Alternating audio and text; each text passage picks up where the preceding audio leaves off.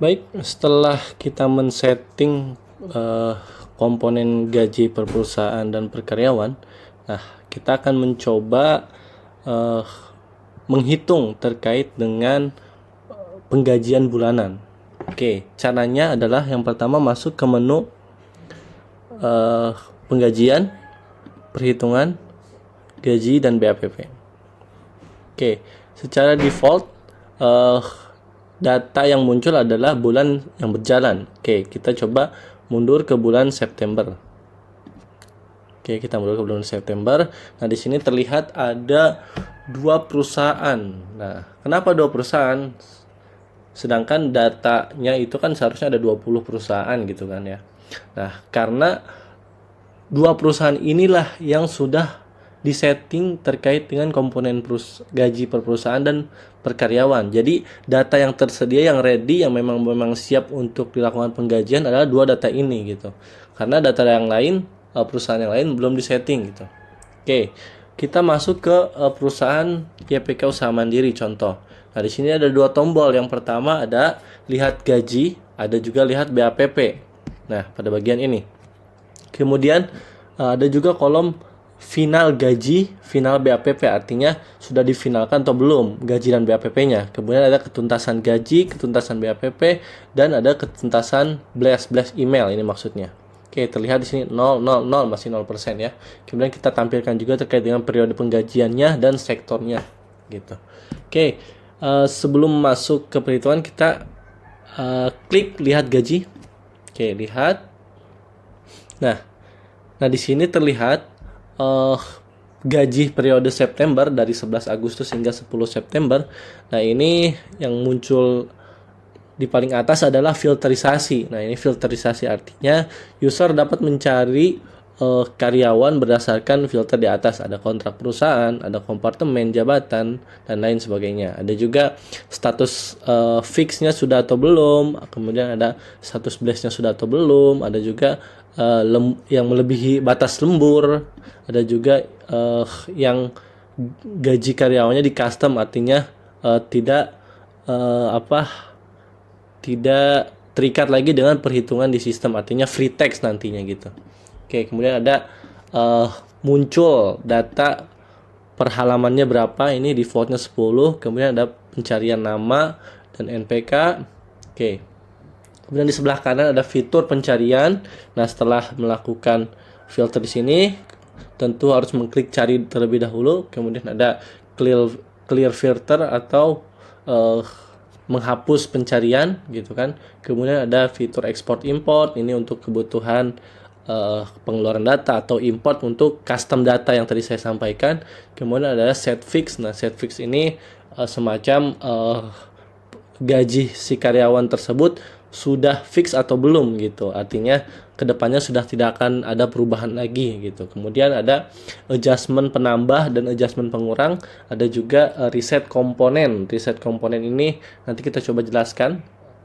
Kemudian ada sinkron nilai. Nah, untuk sinkron nilai ini adalah fitur yang dimana sebenarnya sudah ada prosesnya di belakang layar. Nah, artinya user sebenarnya tidak harus mengklik sinkron nilai ini. Nah, kenapa tidak harus? Karena sudah ada fungsi yang berjalan di belakang layar per 5 menit sekali atau 10 menit sekali nantinya, seperti itu. Namun, jika memang ada perubahan yang ingin cepat gitu, user bisa mengklik sinkron nilai ini. Misal contoh ada perubahan dari sisi presensi yang baru di edit, kemudian ada perubahan adjustment yang baru diedit atau ditambahkan. Nah, tidak harus menunggu 5 atau 10 menit, nanti cukup klik saja sinkron nilai ini, seperti itu. Oke, kemudian ada info box juga terkait dengan persentase yang sudah fix gajinya berapa, BAPP-nya berapa, kemudian yang sudah di blast berapa persen, kemudian yang ternyata lemburnya itu melebihi batas berapa persen, kemudian ada custom berapa persen gitu. Oke. Nah, kemudian di bagian paling bawah itu ada list data karyawan juga dengan terkait komponen-komponen penggajiannya. Oke. Nah, ini terlihat kita munculkan 10, namun di sini ada pagination 1 sampai 5. Nah, ini sesuai dengan data yang ada nantinya gitu kan. Nah, kita lihat di sini Nah, di sini dia hari kerjanya masih 0. Nah, karena kita tadi baru membuat terkait dengan gaji bulan September ya. Nah, jadi datanya baru dibuat, kemudian proses di belakang layar pun belum berjalan. Nah, di sini masih terlihat 0000. Oke. Kenapa kok bisa 000? Karena belum ada perhitungan. Oke, kita coba hitung secara manual ya dengan cara mengklik sinkron nilai. Klik sinkron nilai. Nah, ini akan ada proses perhitungan dari data ada yang 42 itu, 42 karyawan, dihitung ulang seluruh komponennya seperti itu. Baik kehadiran, adjustment, kemudian lembur, dan lain sebagainya. Oke, berhasil sinkron nilai. Nah, di sini terlihat tadi yang tadinya hari kerjanya 0, dia jadi 16. Kemudian lemburnya tadinya 0, ada 31 hari lembur. Ini data sampel. Kita coba buatkan agar demonstrasi ini terlihat ada real datanya gitu ya. Oke, kemudian ada komponen upah pokok, TBK, ada uang makan. Nah, uang makan ini Nah, uang makan ini ada yang 400.000. Nah, hariannya kita munculkan 25.000 seperti itu. Kemudian ada transport, kemudian ada lemburan, ada juga transport lembur, ada ekstra puding gitu kan. Kemudian ada insentif kehadiran, ada juga insentif operator, ada juga komponen yang sifatnya free text, artinya tiap bulan tuh dia dinamis, bisa sesuai dengan inputan gitu, artinya dia nggak baku seperti uang insentif ini. Misal di bulan ini adalah uang insentif 100.000 gitu misal. Kemudian uang dinas ada 200.000, inputkan saja gitu, ini free text.